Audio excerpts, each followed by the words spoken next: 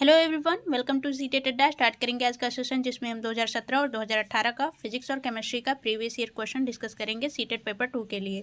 तो हमने टारगेट करा है 11 से लेकर के 24 तक के, और अभी हम पहुंच चुके हैं 17 और 18 का। बीच में 3-4 दिन का गैप हो गया था, उसके लिए क्षमा चाहेंगे। और फिर से सेशन का स्टार्ट कर लेते हैं। डेली शाम 4 बजे हमारे चैनल सीटेट अड्डा पे आपको सेशन प्रोवाइड किया जाएगा, और जिसमें कि फिजिक्स और केमिस्ट्री का प्रीवियस ईयर चल रहा है सीटेट पेपर 2 के लिए। तो जो लोग भी सीटेट पेपर 2 की तैयारी कर रहे हैं, चैनल को सब्सक्राइब करके बेल आइकन को प्रेस कर लीजिए। और फिजिक्स और केमिस्ट्री बायोलॉजी की कंप्लीट थ्योरी बनी है, प्लेलिस्ट बनी है, वहाँ से आप अच्छे से देख सकते हैं और प्रीवियस ईयर का आप एनालिसिस कर सकते हैं। तो स्टार्ट कर लेते हैं। हमारा पहला क्वेश्चन डिस्कस करते हुए चलेंगे अच्छे तरीके से कि क्वेश्चन क्या रहा है और इससे रिलेटेड जितने भी क्वेश्चन आए ताकि हम कर पाए।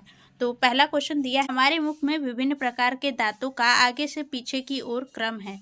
तो यहाँ पे आगे से पीछे की क्रम को बताना है, यानी कि इस तरीके से दांत होता है तो यहाँ से स्टार्ट करते हुए पीछे जाना है।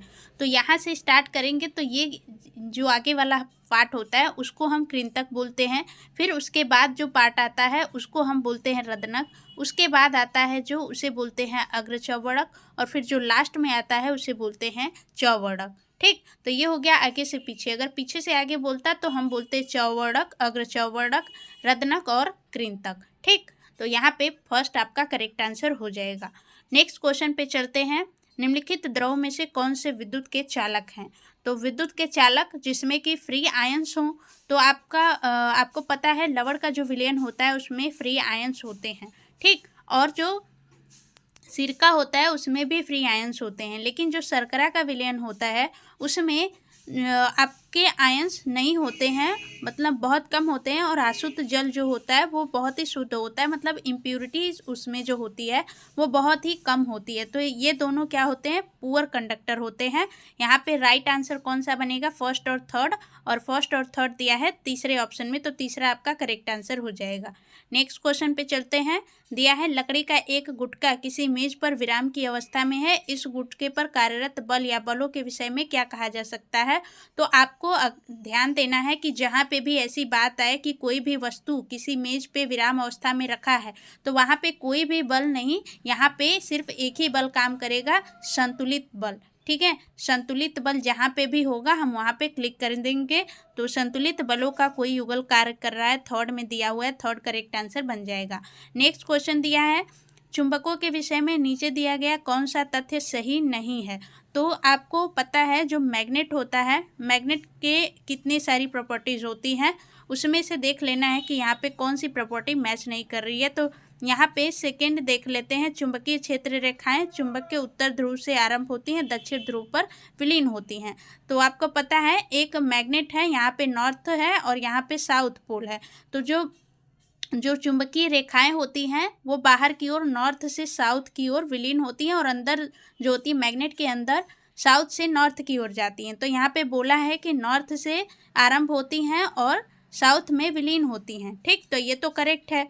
थर्ड दिया है चुंबकों के सजातीय ध्रुव एक दूसरे को प्रतिकर्षित करते हैं, यानी कि जो साउथ पोल होंगे वो प्रतिकर्षित करेंगे, और जो नॉर्थ पोल होंगे वो भी प्रतिकर्षित करेंगे, जो सेम ध्रुव होंगे।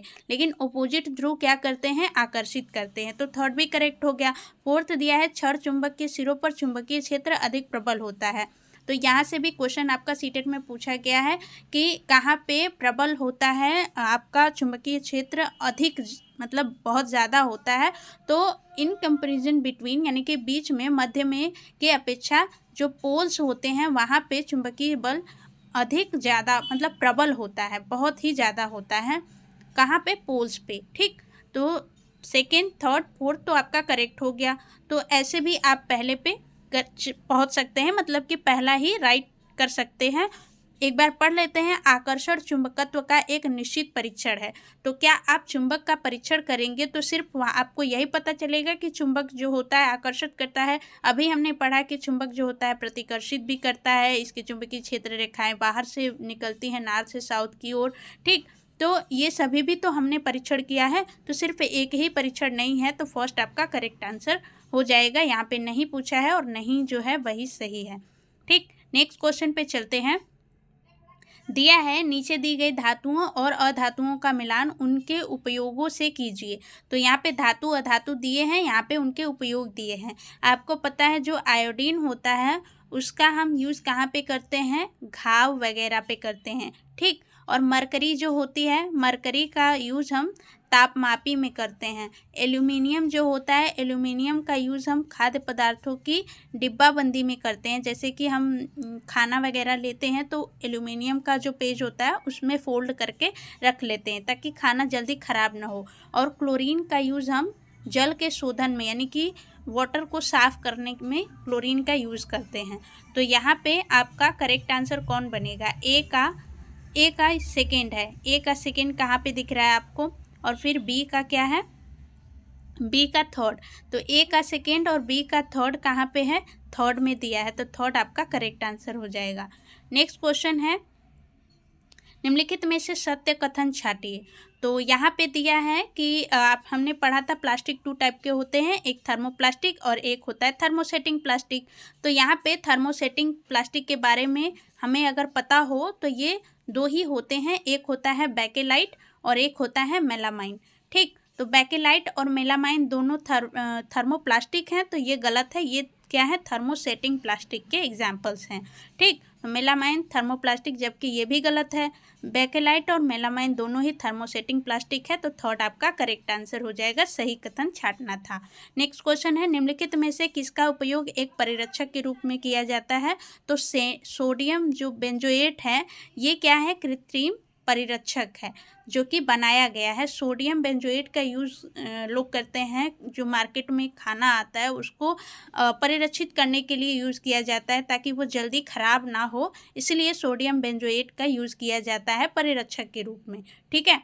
तो सेकेंड आपका यहाँ पे करेक्ट आंसर बनता है। नेक्स्ट क्वेश्चन है, ये आपका न्यूमेरिकल दिया हुआ है, फिजिक्स का है। यदि एक सरल लोलक की आवृत्ति 2 हर्ट्ज हो तो 16 सेकेंड में कितने दोलन पूरा करेगा?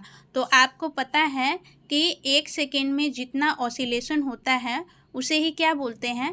फ्रीक्वेंसी बोलते हैं, ठीक। और यहाँ पे फ्रीक्वेंसी जो है, आवृत्ति जो है वो कितनी है? 2 है, ठीक। तो ये है 1 सेकेंड की बात, लेकिन बोला है कि 16 सेकेंड में। तो 16 सेकेंड में जब 1 सेकेंड में 2 हर्ट्ज दोलन कर रहा है, ठीक। तो यहाँ पे 16 सेकेंड में कितना करेगा? 16 दूनी का 32 करेगा, 32 दोलन करेगा। तो 32 कहाँ पे दिया है? थर्ड में दिया है। नेक्स्ट क्वेश्चन है, निम्नलिखित में से कौन सी धातु वायु में रखने पर जल उठती है? तो सीधा चलेंगे सोडियम पे, क्योंकि सोडियम जो होती है ये वाटर में और एयर में और वाटर में मतलब कि बहुत जल्दी रिएक्ट हो जाती है। ये हाईली रिएक्टिव होती है, इसीलिए इसे केरोसिन में रखा जाता है, यानी कि जो मिट्टी का तेल बोलते हैं उसमें इसे स्टोर करके रखा जाता है सोडियम को। फर्स्ट आपका करेक्ट आंसर हो जाएगा। निम्नलिखित में से, नेक्स्ट क्वेश्चन है, निम्नलिखित में से कौन सी गैस पॉप ध्वनि के साथ जल उठती है? तो ये आपका करेक्ट आंसर हाइड्रोजन होगा। सेकेंड आपका करेक्ट आंसर हो जाएगा।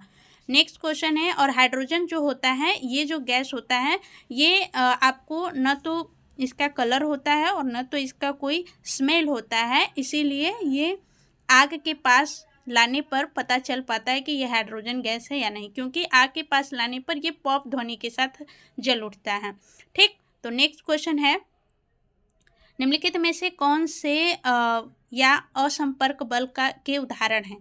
ठीक। असंपर्क बल जो कि कांटेक्ट में न आने पर भी अपना बल दिखाते हैं, जैसे गुरुत्वाकर्षण बल है, आप कांटेक्ट में नहीं आएंगे तब भी ये लगेगा। जो पेशीय बल होता है वो कांटेक्ट में आने पे, जैसे कि आप डंबल वगैरह उठाते हैं, कोई भी चीज़ उठाते हैं, तब जाके आपकी पेशियाँ बल लगाती हैं, तो ये कांटेक्ट फोर्स हो जाएगा। चुंबकीय बल जो होता है ये कांटेक्ट फोर्स नहीं है, क्योंकि चुंबकीय बल आप देखेंगे दो चुंबक को आसपास रखेंगे तब भी वो एक दूसरे को अट्रैक्ट करते हैं, तो बिना कांटेक्ट में आए ही जहाँ पे बल लगता है उसे असंपर्क बल भी कहते हैं। तो 1 और 3 दोनों है, और फोर्थ में दिया है 1 और 3 दोनों, तो फोर्थ आपका करेक्ट आंसर हो जाएगा। नेक्स्ट क्वेश्चन है, निम्नलिखित में से कौन सा पेट्रोलियम का उत्पाद नहीं है? तो पेट्रोलियम का जो उत्पाद है वो मिट्टी का तेल है, लेकिन सीएनजी नहीं है। सीएनजी जो होता है, सीएनजी जो होता है, ये कंप्रेस्ड नेचुरल गैस है। तो ये गैस है, न कि पेट्रोलियम है। तो मिट्टी का तेल, पैराफिन, मोम, बिटुमिन, ये सभी पेट्रोलियम के उत्पाद हैं। ये सभी हमने सेशन में डिस्कस करा है, थ्योरी अच्छे से पढ़ी हुई है हमने, तो वहाँ से आप जाकर के अच्छे से पढ़ सकते हैं ताकि आपका फिर से रिवीजन हो जाए। तो यहाँ पे राइट आंसर कौन सा बनेगा? सेकेंड आपका करेक्ट आंसर बनेगा। नेक्स्ट क्वेश्चन पे चलते हैं।